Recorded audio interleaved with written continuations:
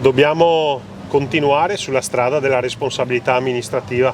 Autonomia significa lavorare di più, lavorare meglio, rispondere alle esigenze e alle sensibilità dei nostri territori con grande rispetto, con grande professionalità. Ricordo che io rappresento 560 sindaci veneti che hanno tutti i conti in ordine, non c'è un comune in Veneto che sia in dissesto o in predissesto finanziario. Significa che la cultura del buon governo e la sensibilità nei confronti dei nostri cittadini fa parte del nostro DNA. Ecco, questo significa autonomia. Coloro che la temono sono coloro che sono abituati a chiedere esclusivamente aiuto a Roma e non sono abituati a rimboccarsi le maniche, ad assumersi le responsabilità.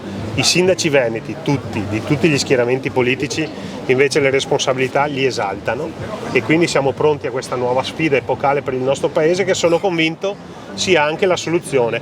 Ricordo che se il nostro Paese oggi non sta andando così bene è perché l'autonomia non c'è, quindi coloro che temono l'autonomia dovrebbero temere invece questa formula di Stato che è molto centralista e che non dà la possibilità al buon governo dei territori di esprimersi.